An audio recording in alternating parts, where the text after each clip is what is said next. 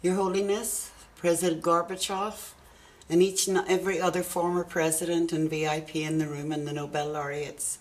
Sorry I can't be with you today. Life's a bit hectic at the moment as we've just finished 40 houses in the Basilicata region of Italy, and I'm running to catch up with my work. However, I'm so glad to be joining you just for a few moments because I knew that there are a lot of young people attending this conference, and it's to them I would like to speak.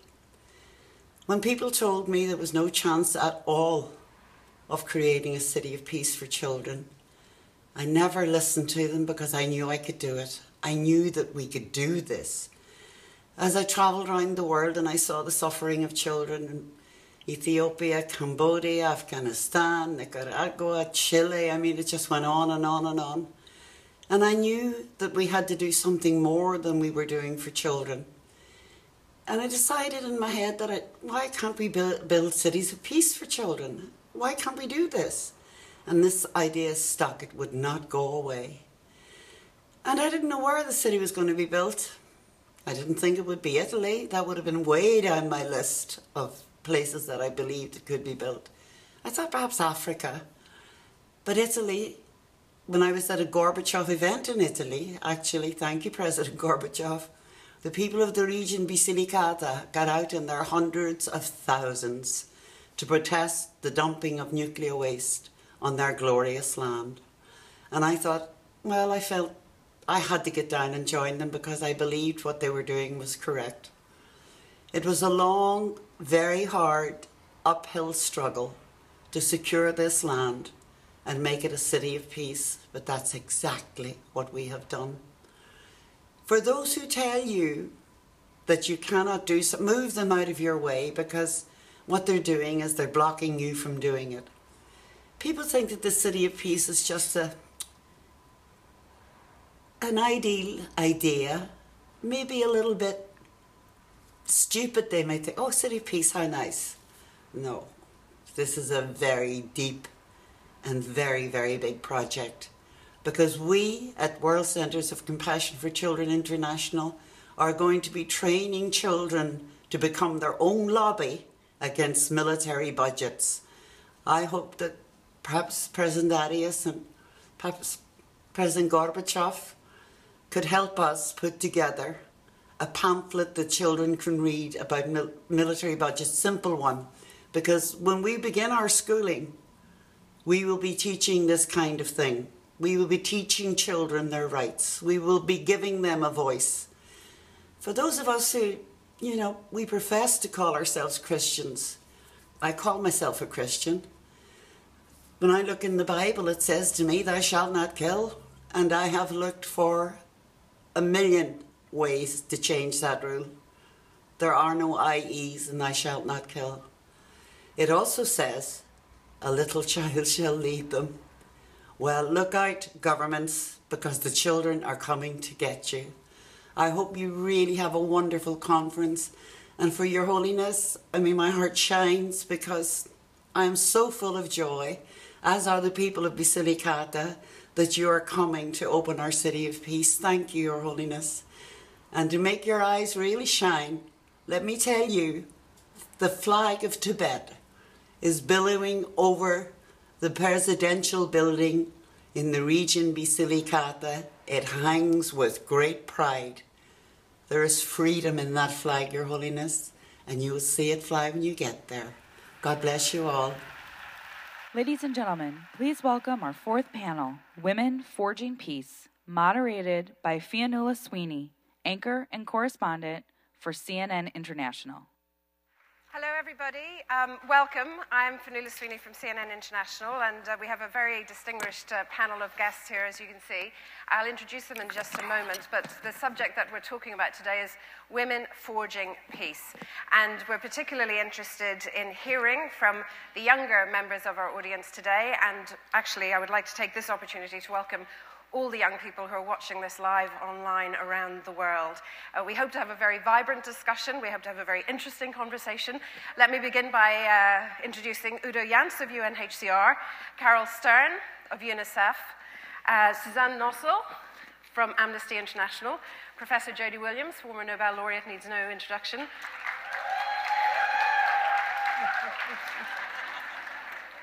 And finally, Dr. Shireen Ebadi. We are delighted to have you here with us. Thank you very much.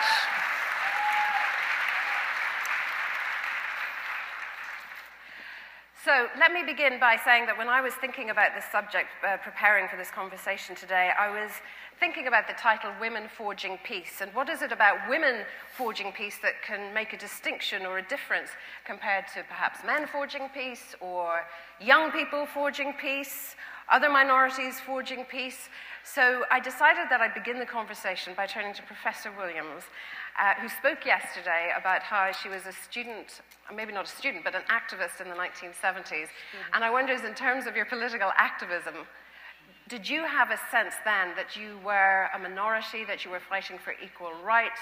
What was it like in the years after the 1967 Summer of Love period when you were fighting against the war in Vietnam?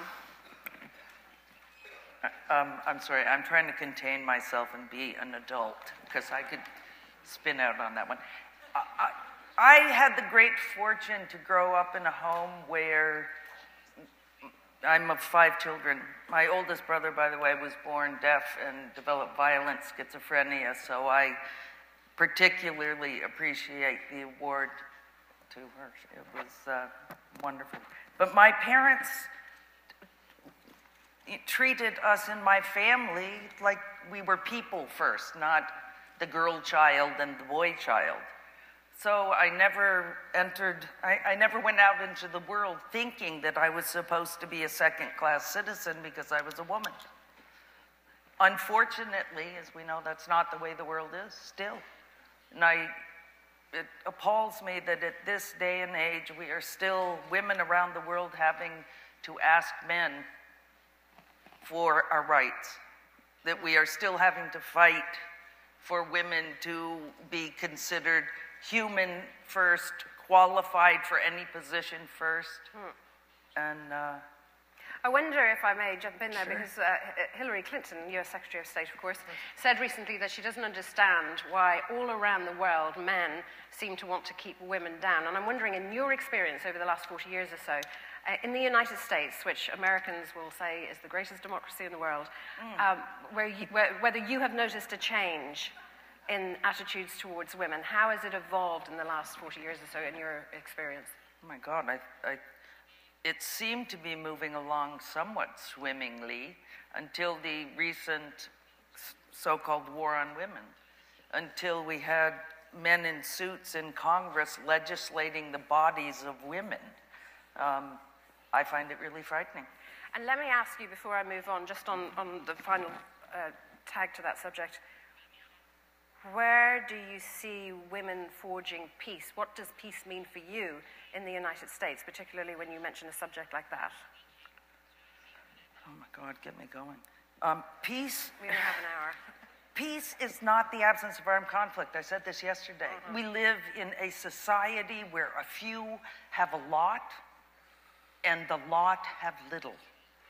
Real peace here has to be equality of men, and not just men and women, but of, African Americans, Latinos, everybody having access to health care, all the things I said yesterday and I won't say again. But this country needs dramatic change inside as well as what we do in the rest of the world. I mean, thank you. I started with you because obviously, first of all, we're in the United States for the first time. The summit's being held here.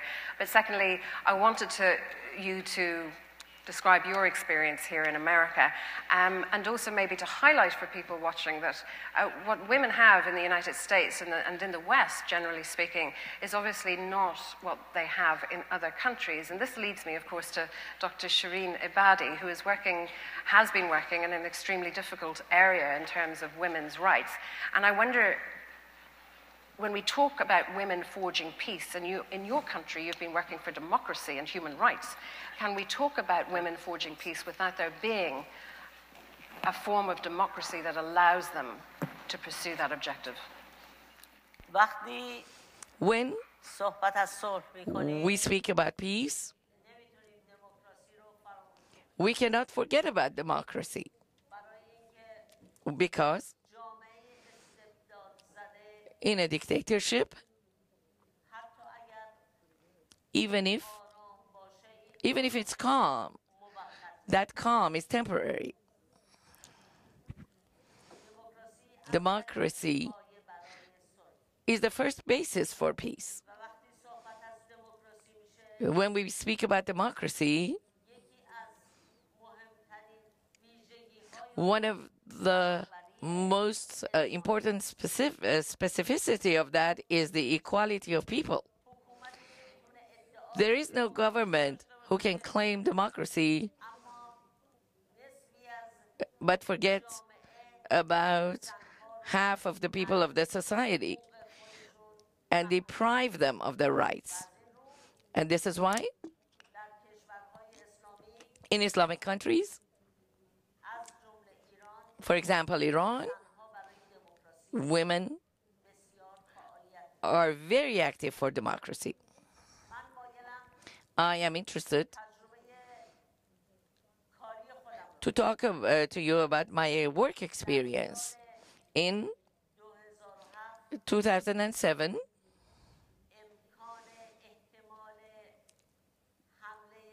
there was the probability of a military attack on Iran. And the tension between Iran and America increased. On one hand, and on the other hand, in the country itself, violations of human rights was increasing daily. There was the possibility of explosion inside the country and the possibility of a military attack on Iran. I suggested in the Center for the Defense of Human Rights that I form an NGO, and I'm the president of, that was the National Council of Peace that I founded. 85 representatives of different groups from different religions, people who live in Iran, and also different ethnic groups who live there. Our purpose was to find solutions that would decrease the international tension, and also recommendations to the government of Iran to improve the human rights situation. The secretariat for this committee was my dear colleague, Ms. Narges Mohammadi. And I was the representative of all the 85 representatives who were there. Unfortunately,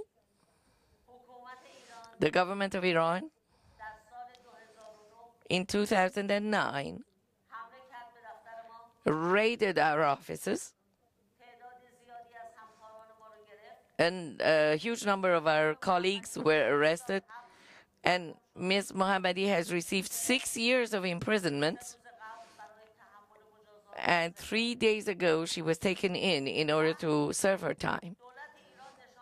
And the government of Iran proved that it does not like peace, neither likes peace with its own people, nor is interested in listening to what the people have to say. And I have said and stated numerous times, and I repeat, in negotiations that the Western countries, for example, America, have with the Iranian government, do not only speak about nuclear issues, but human rights violations should be a topic of negotiations. Are you saying, may I jump in there, I apologize, but are you saying that the fight for women to forge peace in your country is completely overshadowed by the very lack of democracy that is there? And are you also, secondly, saying, Doctor, that the nuclear issue and the tensions around that at the moment are overshadowing the democratic system or lack thereof as you see it in your country? Yes, that's exactly true. The nuclear issue has overshadowed, and therefore, in negotiations with the government of Iran, they only speak about the nuclear issue. I'm very glad that both governments of Iran and the United States have stated that the negotiations that took place in Istanbul on the issue of nuclear energy has been successful. And Ms. Clinton stated that if the negotiations in Baghdad improve and progress, and the government of Iran proves that it has good intentions on the nuclear issues, we will provide assurances to the government of Iran. What does this mean? Does this mean that America is willing to shake friendship hands with a government that for the past 30 years has been violating human rights because of writing an article? Journalists are in prison, and human rights and democracy are forgotten, and I object to that. I want to say that in negotiations with the government of Iran, on top of nuclear energy, democracy and human rights should be the subject of negotiations.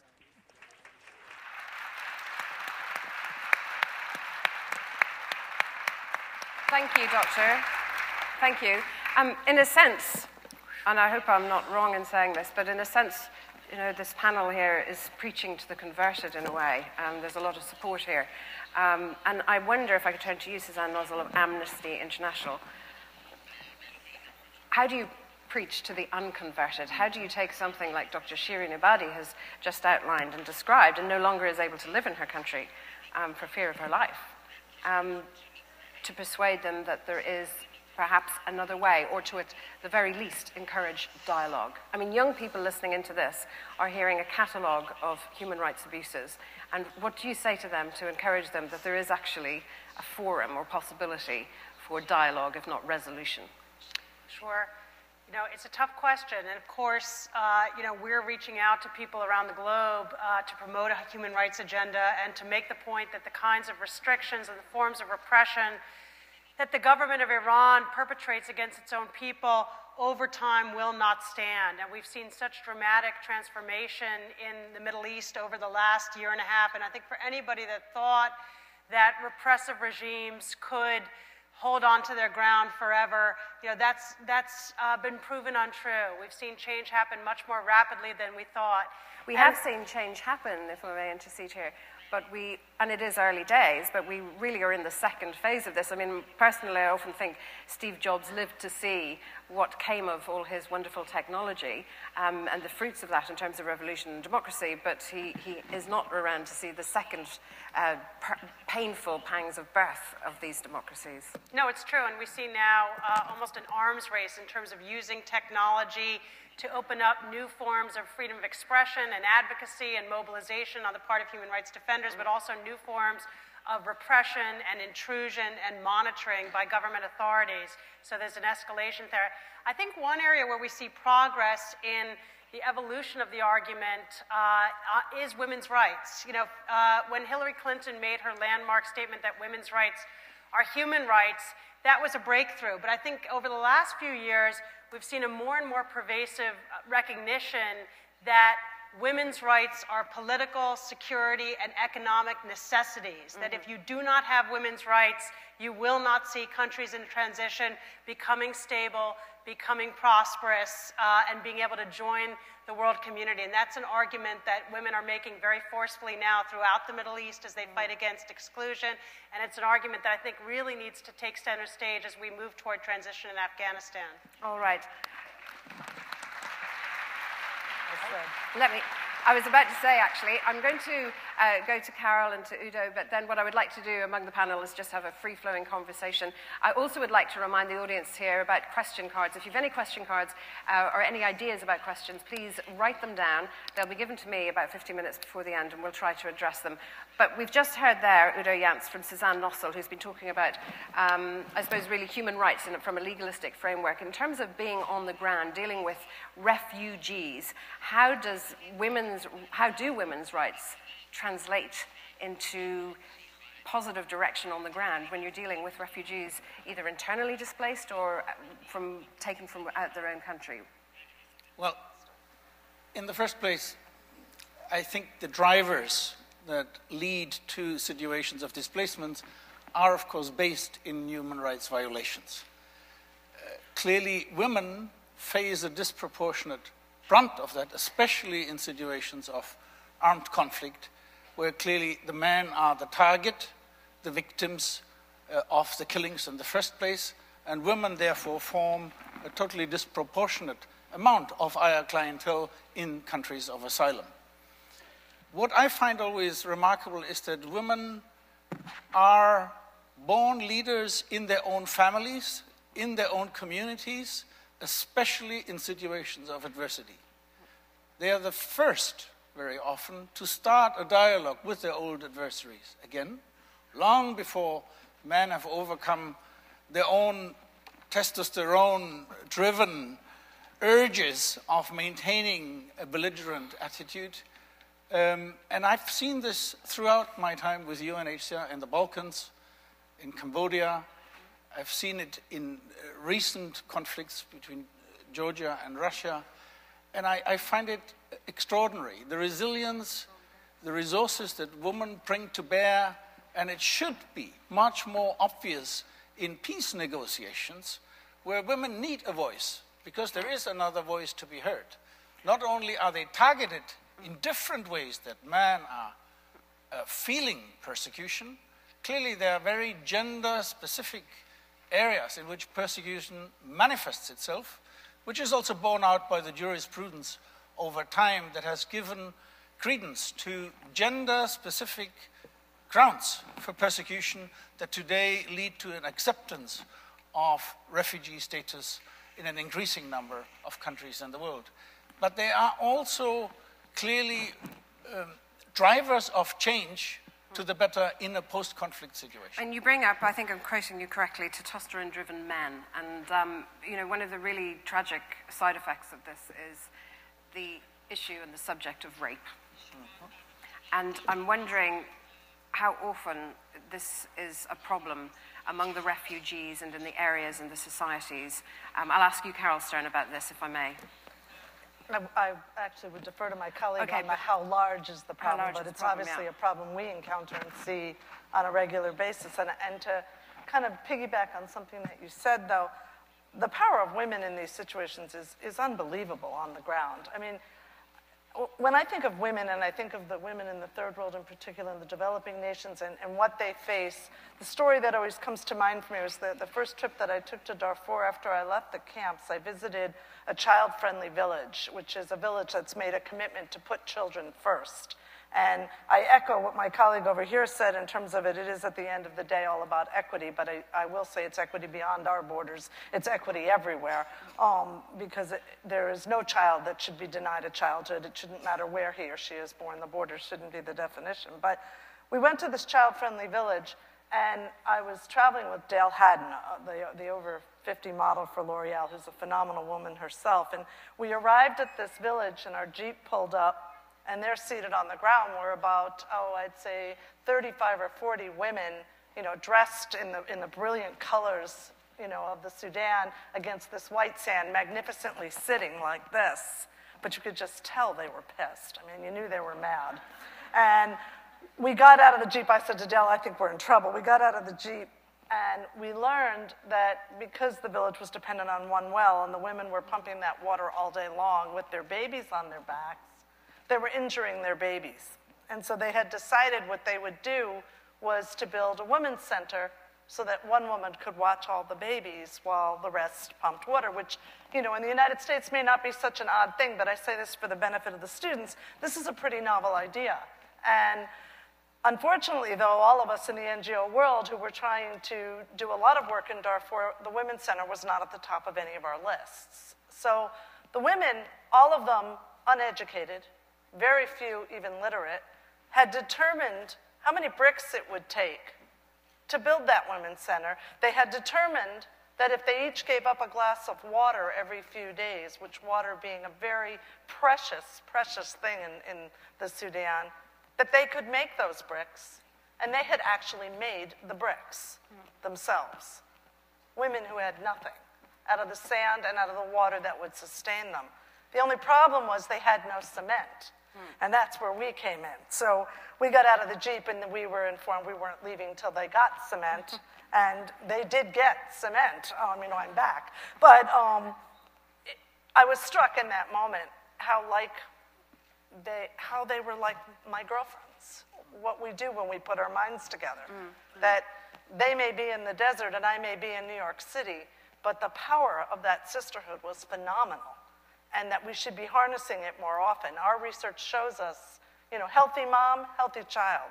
Educated mom, educated child. We need to focus on the women in the developing world.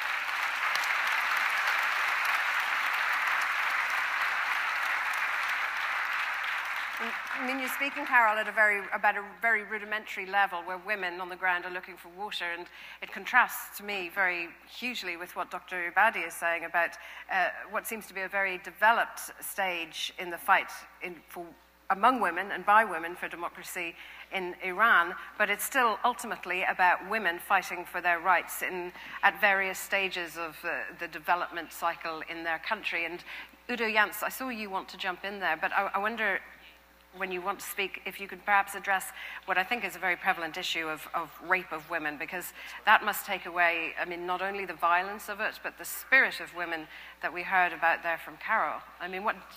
Can you even begin to describe what kind of damage it does to the community?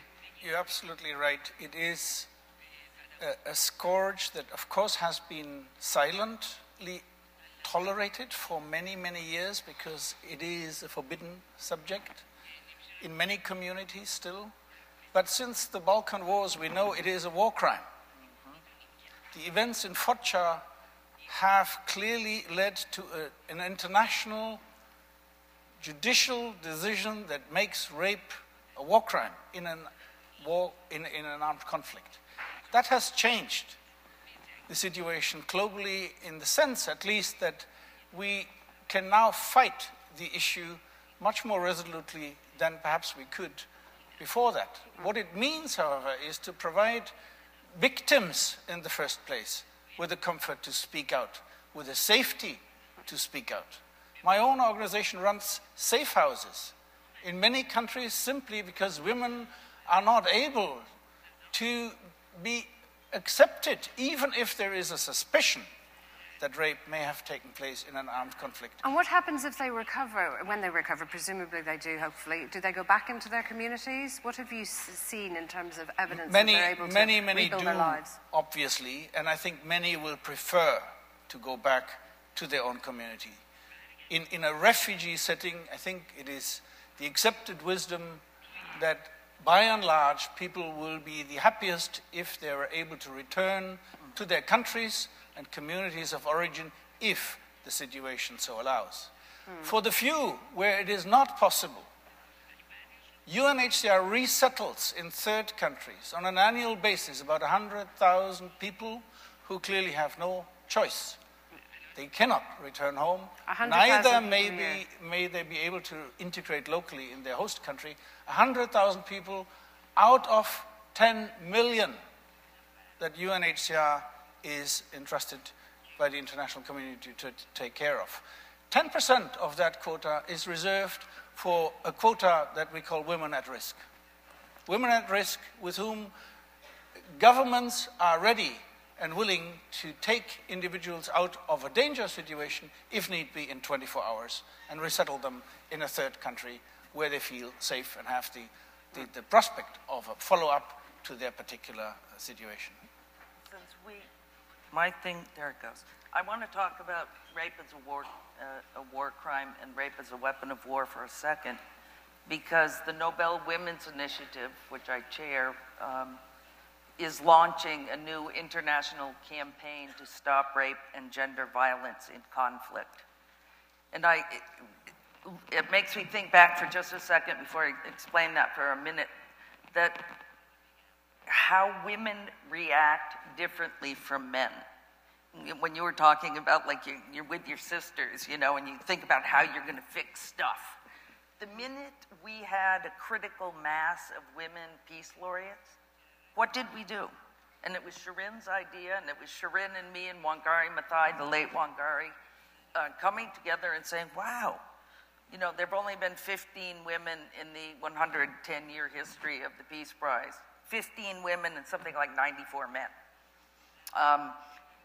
So Shirin and I are talking, and Shirin says, look, there are 7 of us right now. Maybe we should try to do something together. So we immediately, you know, started chatting with the other sisters, and we're saying, okay, cool, we can create the Nobel Women's Initiative in order to use the influence and access that we have by virtue of the Peace Prize to help other women. To use, you know, whenever... How is that coming along? I mean, how is that? Oh, we do awesome work, but I'm not going to... Yeah, going to get into that.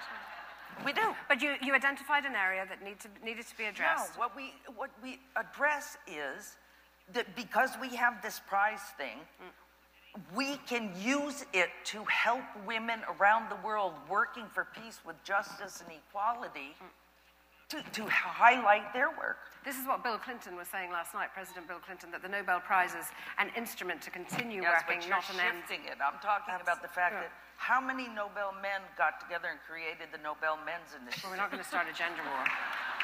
Seriously.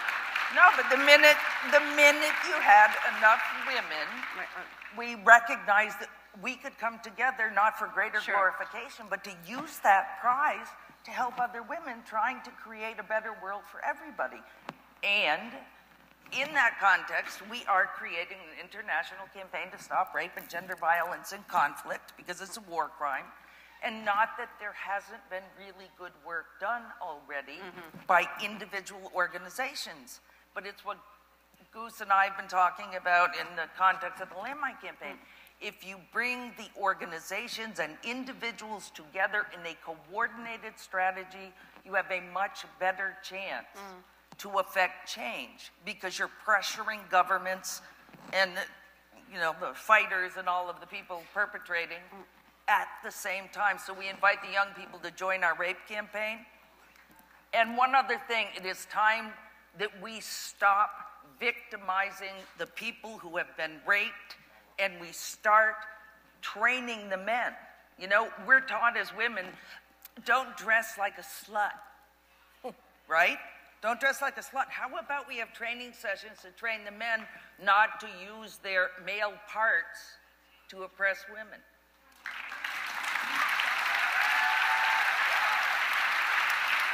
Pisses me off. Doesn't it piss you off? Dr. Ebadi, I'm wondering, with this struggle on the ground in Iran by women that you just outlined to us earlier, how is that received by men? You know, people's brothers, cousins, fathers, sons. And I suppose really what came to mind is, how did men receive your Nobel Award in Iran? The feminist movement is very strong in Iran. Unfortunately, men cooperate with this movement as well. I myself have had numerous male clients that have had participated in women's demonstrations and had been arrested and imprisoned. And I defended them. However, the reason that men agree with the feminist movement in Iran we need to know why, because usually men either disagree or stand by. But in Iran, they help us exactly. The reason for it being, if women succeed in attaining equal rights in Iran, in reality, the power of the male power of religion will be cracked, because the government of Iran abuses human rights in Iran, specifically discrimination on the basis of gender, and they impute that to Islam and state that that's what Islam says. But we are against that. We state Islam has different interpretations. We can be Muslims and respect human rights. Therefore, if women win,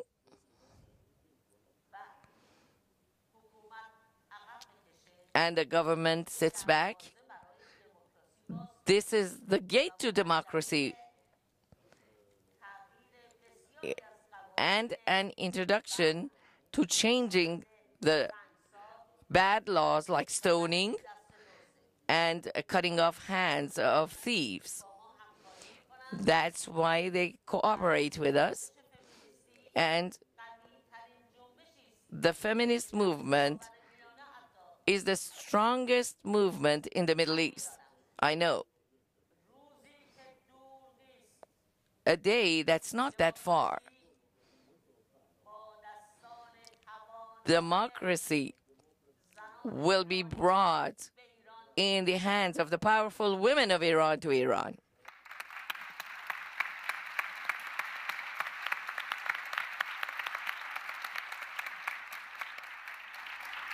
Dr. Abadi, I'll let you have a sip of water, and then I wanted to follow up with that. It strikes me as you're talking, I'm wondering about the whole notion of feminism and women's rights.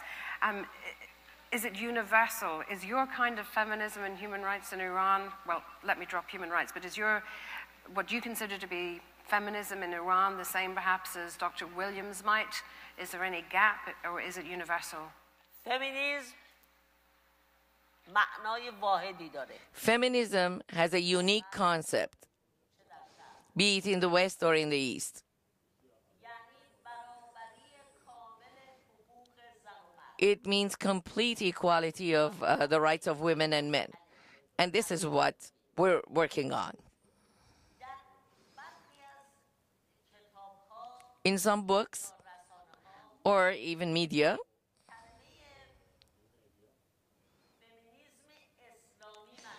I see the term Islamic feminism. This is not correct. Feminism is feminism. It's not Islamic or non-Islamic. However, a Muslim woman can be a feminist. We can. We can be Muslims, and with a correct interpretation of Islam, attain equal rights for women. And this is the interpretation of Islam that we're looking for. But to get there, Carol? I agree with you. But to get there, the first step is education. If we don't do something to ensure that every child in the world has access to education, we will change nothing. You know, we will continue to repeat our mistakes. You know, there's a quote, and I know I'll never get it out completely, so I'm going to paraphrase it, and I think it was Thomas Jefferson, but he said, you know, if we solve all the problems of the world, but we fail to solve the problems of education, then our children will destroy what we bequeath them. But if we solve only the problems of education, we will solve the problems of the world. Our children will solve them for us. And if we're going to look at feminism, if we're going to look at ideas, if we're going to feel empowered, then we need to have access to knowing that the options are there. And that happens through education. And we have to focus on our children, and we have to make that happen. I know you all want to jump in, but Dr. Ebadi has first dibs. من با حرف I شما موافقم. totally agree with what you say. As I said earlier, the feminist movement in Iran is the strongest in the Middle East. Why? Over 65% of the university students in Iran are female. Numerous of the university professors are women. And their education has resulted in a correct interpretation of the Quran. And tell the government, do not abuse the name Islam and do not oppress women in this name. Naturally, the younger generation will be stronger than us and will take stronger steps because they have seen their mothers. How by reasoning they have been able to win the war against the clergy who are in the government. Suzanne. Yeah,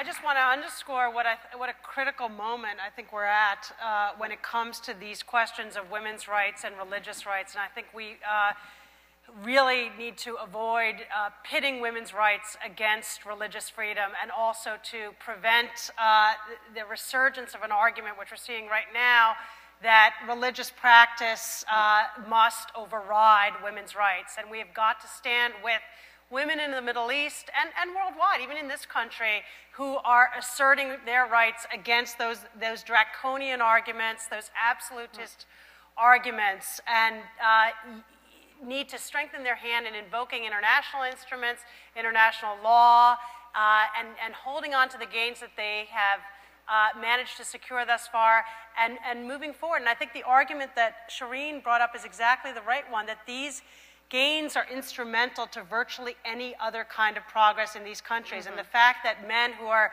fighting for democracy in Iran have recognized that women's rights are a building block, that if they can secure these rights, that will create a bulwark against these forms of repression. I think that's an argument that really is taking hold worldwide. And I think even in this country, the prevalence of women in the professions and the progress that women have made over the last 30 years, and then the notion that we would roll back the clock on women's rights and freedoms that have put women in control of their lives, allowed them to make choices about how to balance their lives. The idea of turning back the clock not only is an affront to women's rights, but it also is an economic threat to this country, and something that we need to make very clear.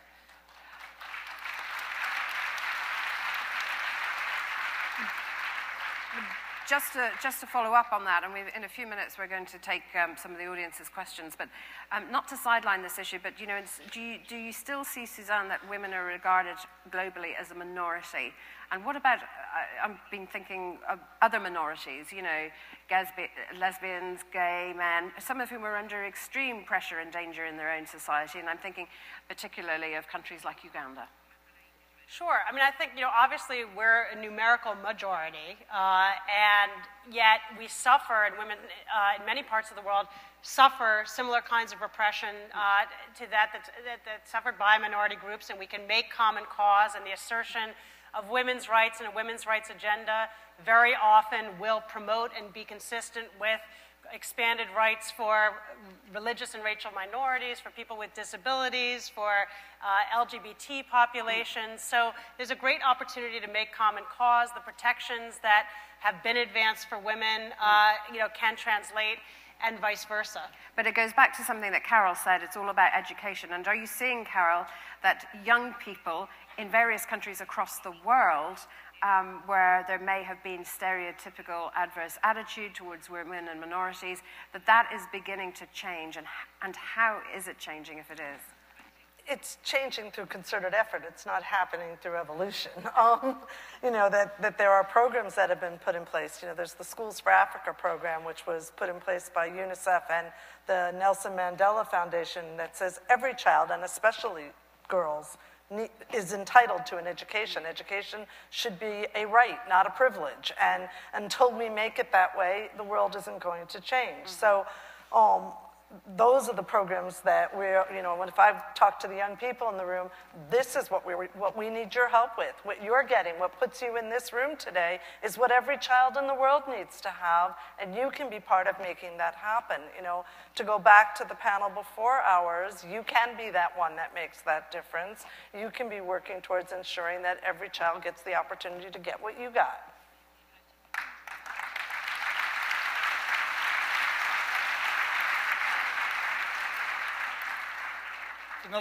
The response has to be a different one too.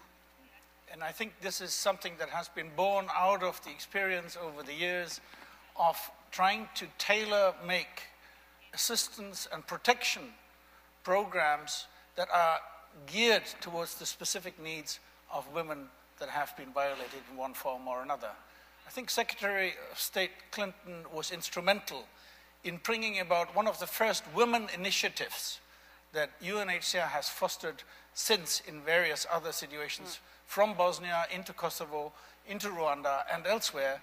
And I think the experience from that clearly draws the attention to the fact that you must involve women in the first place in tailoring the responses to their needs, and secondly, look at them different from the overall response that you may have to bring about in a mass displacement situation. And again, I just want to go back to something I thought of earlier.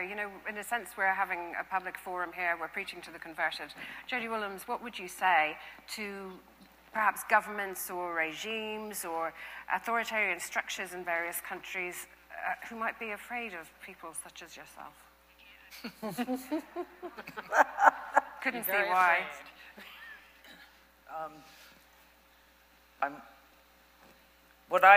My response would be what we are doing, honestly, with the Nobel Women's Initiative, and what Shirin has consistently said.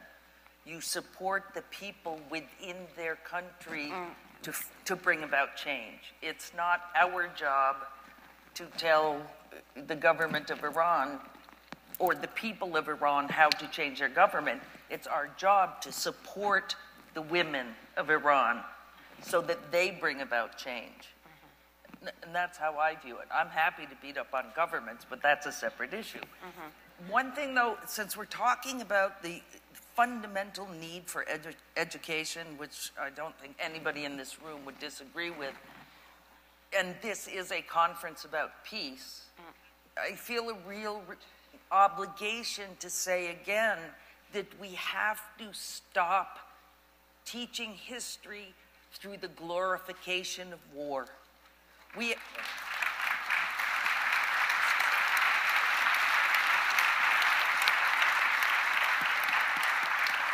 I think back of my own education in high school, and it was, the great glories of World War II and U.S. intervention, and we saved the world, and we could go on, Columbus discovering America, and lo and behold, there were millions of people already here waiting to be discovered. And then we killed them all, or half of them. It's genocide. But it's so critical to stop telling us that war made this country great, that war is what makes us strong. We need to let people really understand that there is nothing heroic about war. There may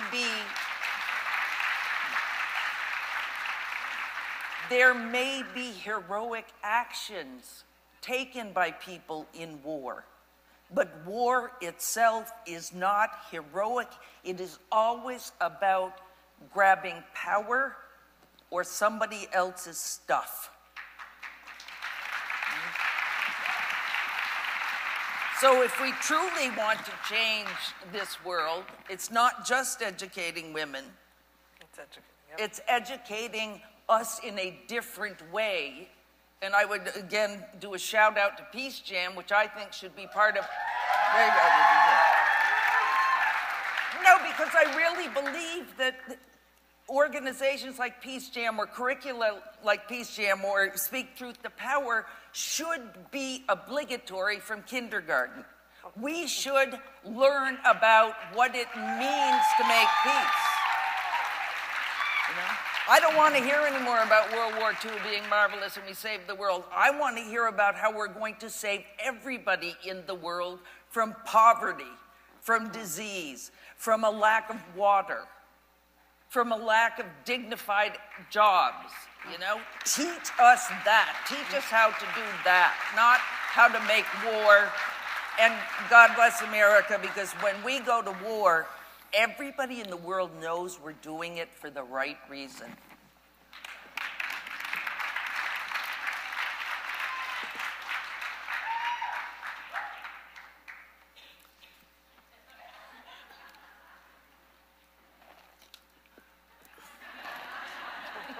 I think she's going to say something. Yeah. She's something important to say. صحبت از We're talking about آموزش education, correct teachings of history, and educating young people and children, which is very important and correct.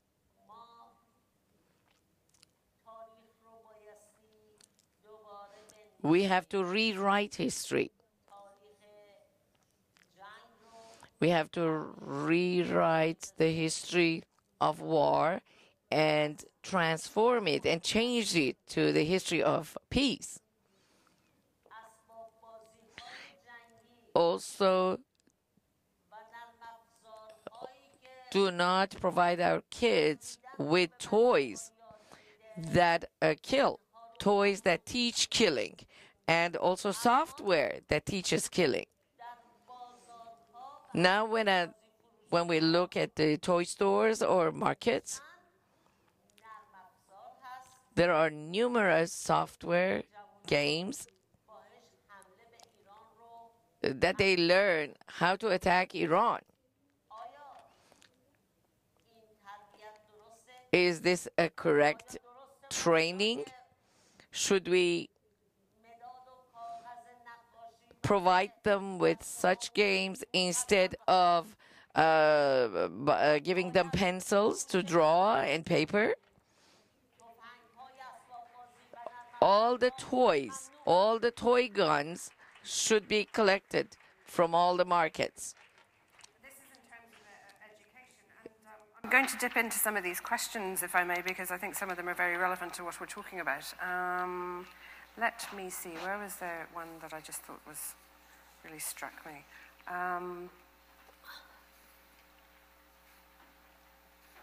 There was a fantastic one. And of course, I put it somewhere that I would find it very easily.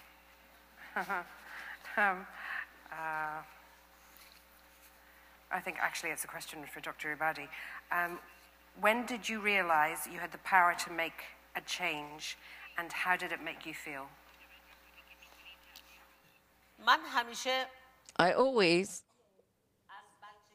when I was little, I was sensitive to injustice. I remember when I was little, if I saw a bunch of kids fighting on the street without knowing what they were fighting about, I would help the one who was being beaten up. And I was beaten up several times because I intervened, whereas I shouldn't have. But in reality, after the revolution of 1979, which happened in Iran, I felt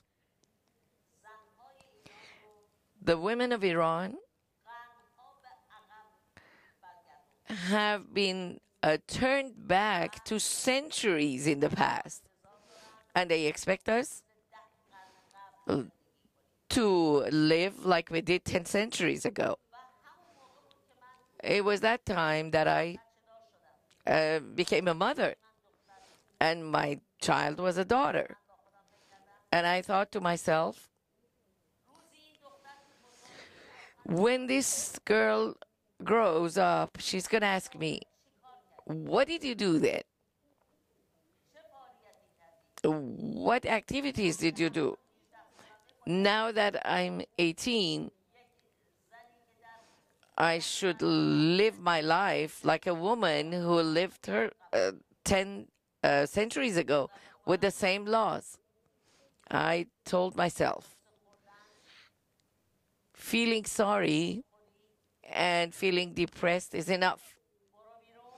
Get out, scream, and tell everyone about this injustice. And I'm glad that my voice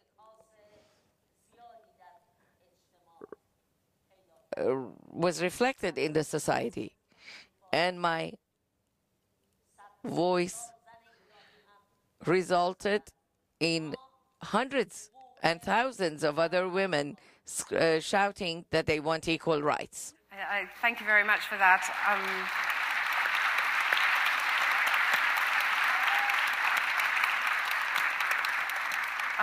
In your book, I think, A Golden Cage, the inscription and the foreword is a quote from, I think, an intellectual in Iran where he says, which something you've just echoed there, if you can't solve the injustice, then try to tell everybody about it. Mm-hmm. There are some great questions here, and this is one I'd like to put towards the panel. Sometimes I feel it is so difficult to be heard, especially by my father, who referred to women as females when I was growing up. How do we begin this inner journey of resilience and respect for our womanhood when the pain runs deep within our families? And this is from a Southeastern Peace Jam mentor. So I presume that's in the United States. So who would like to take that question? I was listening to Jody talking about how in her house growing up, the boys and the girls were completely equal. And for me, my parents grew up in South Africa and came from a pretty traditional background. And there were differences. I mean, they thought my brother was smarter and had more potential to go on in academics. And I was expected to help clear the table and do the dishes. And he had one assignment, which was sweeping the floor, but that was it, never anything else. And there were distinctions. And what I would say is you just have to be very determined. And you know, I mean, the author of this question knows that her dad, I'm sure she loves him, but she knows he's wrong. And she has to hold on to that knowledge and push through. If you're here in the audience, you're old enough, you're almost there, you're going to be in college soon, and you're going to be out in the world, and you know what you're capable of, and just hold on to that because you can achieve everything you want to achieve, and you cannot let your upbringing or the expectations of others hold you back. And that point that you make, Suzanne, leads into the next question, which is, how can girls encourage others to respect women and encourage women to have respect for themselves? Can you give some examples, like being a good role model? Who would like to? One of the things we were even talking backstage about was when I took on my job as the president and CEO, it was the first time I became a president and CEO. So, there was that real nervous night before of, oh my God, do I really know what I'm doing? And about a week into the job, I got a call from another woman whom I didn't know, who was a president and CEO, and she said to me, I know how you feel right now, and come have dinner with us next week. And there were 8 women who took me out to dinner, and they were phenomenal. And they were from all different fields. They weren't from the NGO world, but they were amazing because they reached out to me. And so we were standing backstage, and when you said to me, I'm new, I said, great, I have this group of women you're going to come to dinner with. And I think that is what we need to do for each other. It is about the sum is greater than our parts, and each of us brings something to the table. And if we put that meal together, we're going to cook a hell of a dinner. And that's what we need to be doing. All right.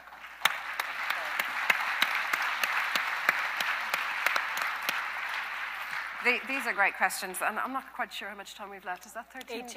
18. Oh, brilliant. Okay, here we go. I think that if women speak up about what they think is right, here we go. I think that when women speak up about what they think is right, they are considered over-dramatic. And that if boys do, it's fine. So I'm wondering if you think the same, and if so, when do you think this will change? I think people of my generation would hear, you're over-emotional, I think is the phrase that would be used. Udo, how do you think this is going to change? I believe what was said earlier this morning and came up repeatedly over the last 2 days is the question of foundation in a belief that something is wrong, a moral compass, whether it comes out of a religious conviction or otherwise, will determine that you will ultimately also see that injustices that systematically discriminate against women are plainly out of this world. They should no longer exist. We've heard that there is near universal acceptance of the norms in the form of the CEDAW Treaty, but the implementation of it leaves a lot to be desired. And how can you implement it? I mean, we're talking about going beyond legal documents here. We're talking about going into the streets, into the classrooms, into the youth clubs. I want to leave a concrete example for you to think about and for the youth in this room to get engaged in, because I think it is the absolute scandal to exist in this day and age still, and that is the phenomenon of statelessness. As long as countries maintain legislation that prohibits transferring a nationality from the mother to the child, and the child, as a consequence, is born stateless, as long as legislation exists in countries that prohibits transfer of property to women, it is a morally, legally unjustifiable state of the affairs that needs to be righted. And there are many ways that you can get involved in doing just that in your own community, in every country around the world, and of course with the publicity that is required to change adherence. So you're saying in a sense that you can start something at birth, actually. You can roll something back immediately, hopefully. Jody. Polite women do not change history. I was about to ask this of you.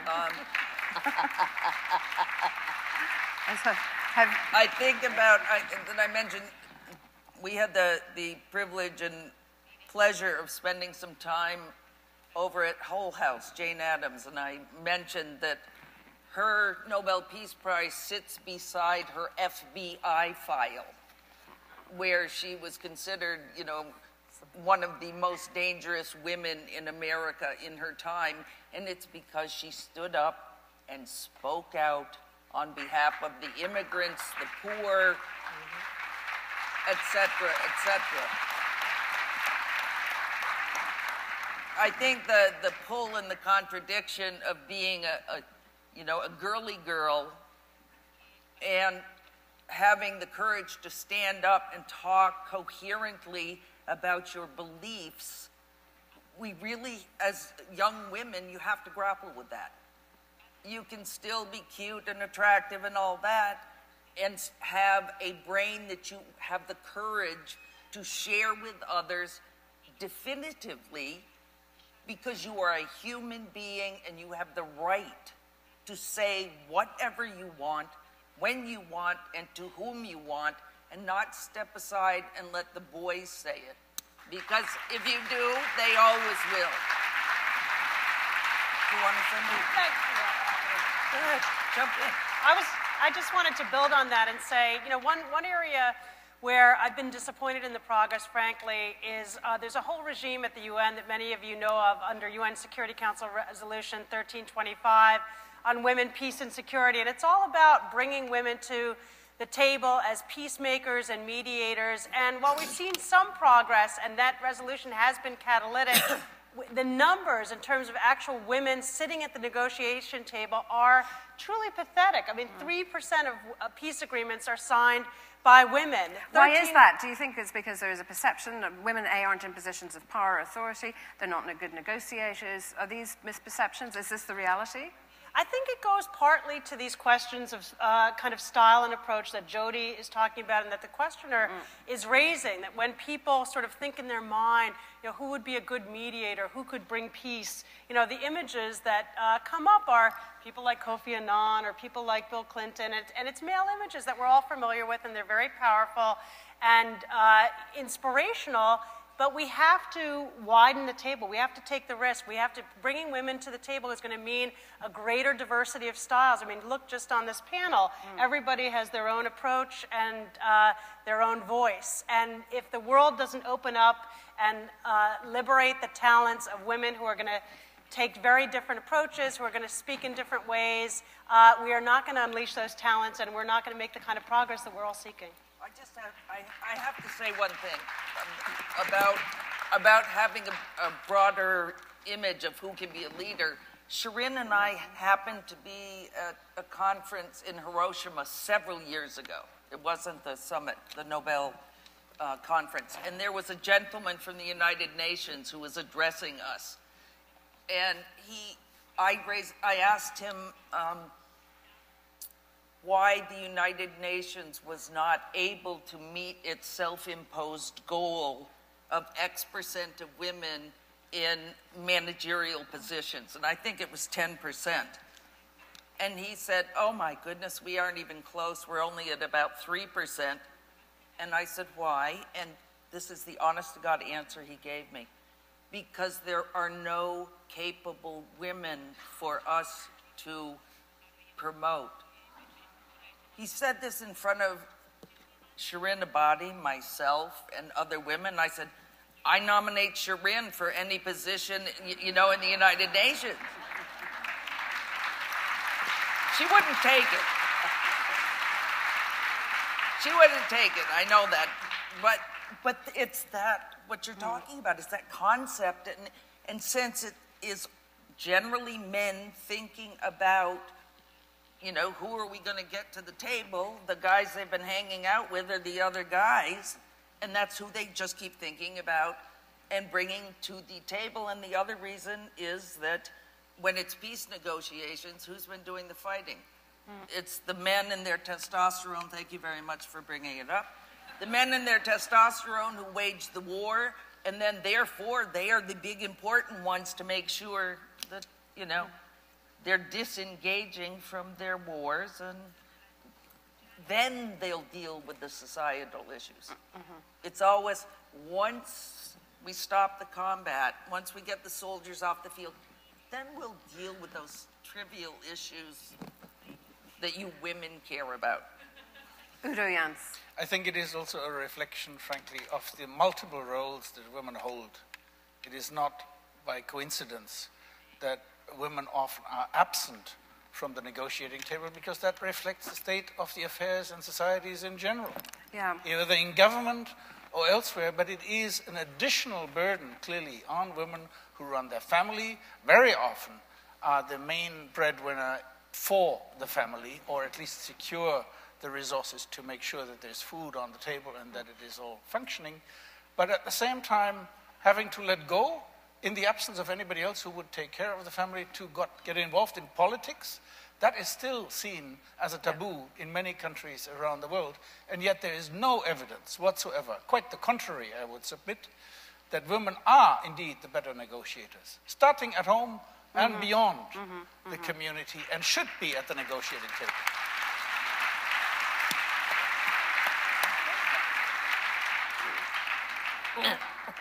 You don't need an introduction. خب من قبول دارم که I accept that بعضی از مردها some men do not think correctly, and they believe that women are weaker.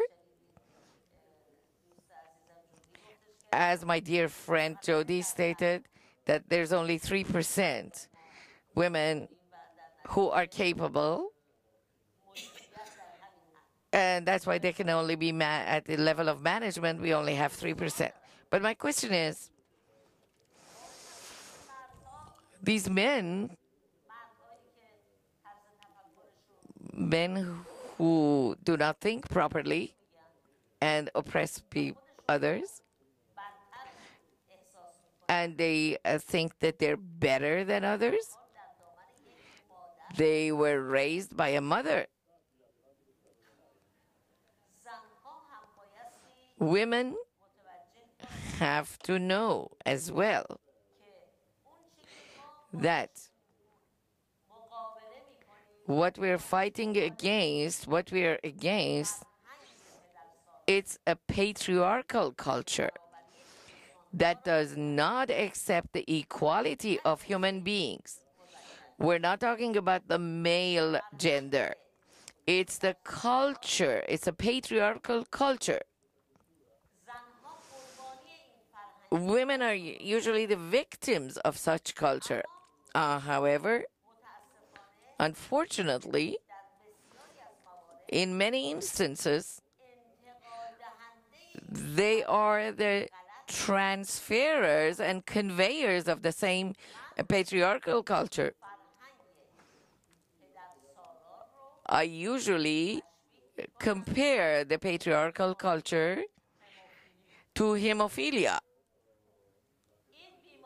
This is a disease which is a genetic disease, and if there's a small cut, there will be a lot of bleeding.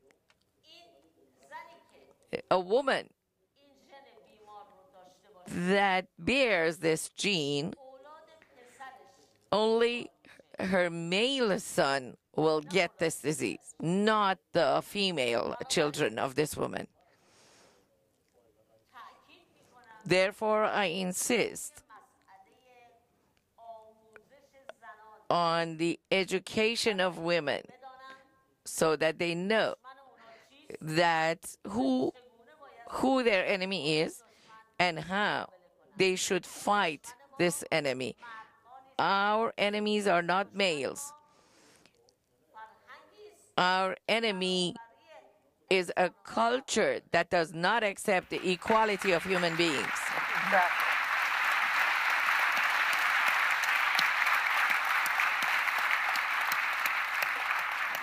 On that subject, and we've heard questions from students, on a very individual level, but on that question leading to a more organizational level, and this would be a question for Udo, Carol, and Suzanne. I am a Sudanese woman and understand the gender disparities prevalent in that country. How does one affect change in a country that strongly opposes UNICEF, the UN, and other humanitarian aid efforts? And another questioner writes, how can we help women and children in other countries who suffer from abuse from government if we have no political or governmental control over them? So this, I presume, is something that you will deal with every day in your work. Yeah, I mean, one big emphasis now at Amnesty International, Amnesty, as you probably know, historically was always very strong in Western Europe over the last 50 years since it was founded. In Western Europe, the US, Australia, Canada, and now our emphasis has really shifted, and we're using the resources that we raise in those traditional countries to really build out the human rights movement across the global south. So we're putting a lot of emphasis on Kenya, Nigeria, South Africa, India, Brazil, because our movement is not going to be successful. I think that's what's recognized, that as new governments rise up and become more influential on the global stage, as it becomes more and more important to ensure that human rights are bottom up and that we're working on behalf of strong local organizations and movements, that we need to build that infrastructure, because you can't affect this kind of change coming from the outside. And so that's a big emphasis that we have. It's difficult in a lot of these environments. I mean, of course, there are constraints on the ability of non-governmental organizations to operate, people to organize, to connect with one another, even to meet, in many places can endanger them. So there are risks, but being part of a global umbrella offers a measure of protection in that we can mobilize and we can shine a spotlight where people are being punished or threatened because of their involvement in the human rights movement. So that's one avenue that we're really working hard to build. And for us, it's about the fact that we work with children. So we are on no side of any battle. We are only on the side of children. In fact, UNICEF has been able to broker ceasefires in order to get immunization campaigns through, I believe, 19 times now we've done that. And we are working in a number of places because as we sit here today, 21,000 children will die of causes we already know how to prevent. Not the disease we don't have a cure for or the disaster we can't predict, but of the things we already know how to stop. And at UNICEF, we have the I Believe in Zero campaign. Any number less than 0 is not acceptable. And so we will remain in country because we will stay there until we get that number to 0. Udo. 60 years ago, Fionnuala, when the Refugee Agency of the UN was born, it was meant to be a temporary phenomenon. It was renewed every 5 years for a 5-year term until 2005, when somehow it dawned on the international community that it may be a problem to stay for some time. Imagine it would be otherwise. Why do we have refugees in the 21st century? It's a phenomenon of the past that with the necessary will and effort by all concerned could be eradicated altogether. The same as those stateless that I referred to earlier, 12 million people estimated around the world who don't even have a right to have rights. They don't exist. If we can change that in those countries where we work, we have to work with the governments. After all, we are there at the invitation of governments. We're not operating in a vacuum, but there are very few organizations, and some were on the panel yesterday. The ICRC is the classical one within the UN system. Clearly, UNHCR has a role in both a country of origin and a country of asylum. That's where the clientele sits.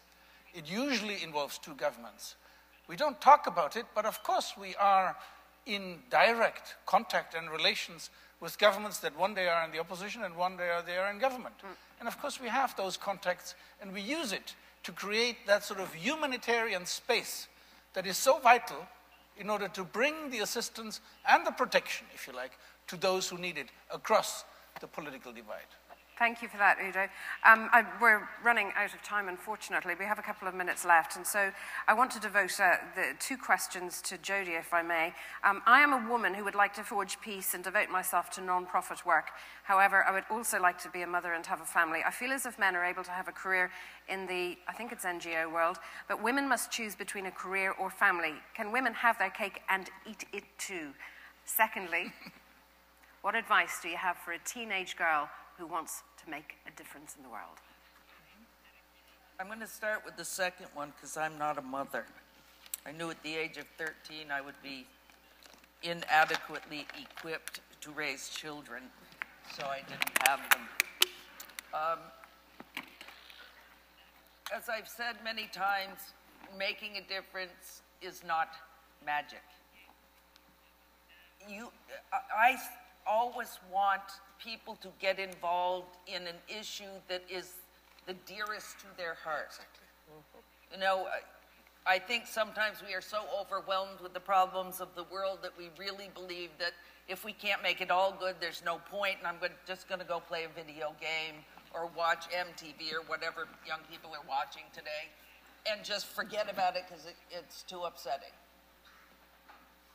But that's not how change happens. Change happens because individuals make choices about where they think they can make the most difference. I started as a volunteer. My first act after protesting was going to volunteer for an organization that was doing work to stop U.S. military intervention in El Salvador. Okay? I had a full-time job. But I went, and because I believed that in the work that they were trying to do, I volunteered. I handed out brochures at metro stops. I went and protested whenever the Salvadoran generals would come to Washington to try to get yet more military aid to kill their people. I volunteered. I volunteered. So essentially it's about engagement is what you're saying. Engagement. It's taking the first step. And if it's LGBT issues, find an organization that's working on that and volunteer. There is no magic about it. There is no magic about it. Sorry to cut you off, but I No want to put the problem. final question to Dr. Ibadi, because you are a mother and you have children. I wouldn't exactly think that you might describe your life as having your cake and eating it, but you have really struggled at great risk, personal risk to yourself and your family for what you want to see happen in your country. How do you manage on a personal level to continue to do that? And can you just tell us a little bit about where you are right now in terms of being in exile and the sacrifices you've made?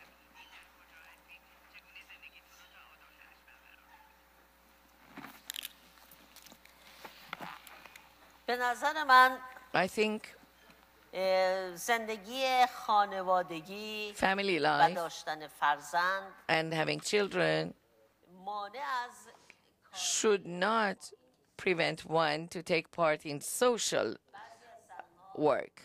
Some women make an excuse because they have children in order to justify why they don't participate in social activities. On the day that my daughter was born, I thought, I have to do something. Therefore,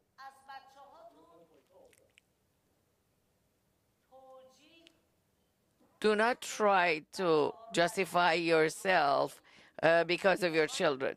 If you want to do work, you can do it very well. Regarding me, the non-democratic government of Iran has created many problems for me. They raided my NGO, closed it down. My office, they closed it down. They raided my house. All of my property has been confiscated. My offices were confiscated and auctioned off. I am constantly threatened. My spouse and my sister spent some time in prison because of my activities, but none of these resulted in me stopping my work or even decreasing it. Today, in my suitcase, I live in my suitcase in airports because on average, every year, I travel 10 months per year.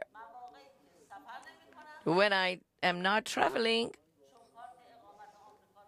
because I have a residency card in America, I spend time in America.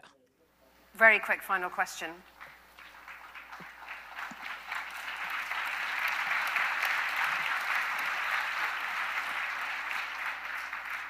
Are you optimistic about your country's future?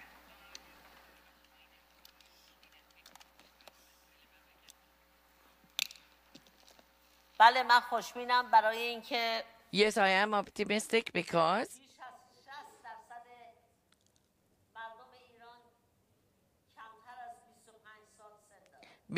over 60% of the population of Iran are under age 25. Our youth have a great potential to change, to bring about change. Also, the feminist movement is very strong. Young people and our youth and our women are a good potential to bring Iran towards democracy, and I know that that day is not that far away. That day is not that far away. The final words there of Dr. Ibadi, bringing to an end this session. Thank you all very much, those of you who are here in the room and also those of you watching online. Hopefully you found it insightful. All the best. Thanks to all our panelists. Thank you.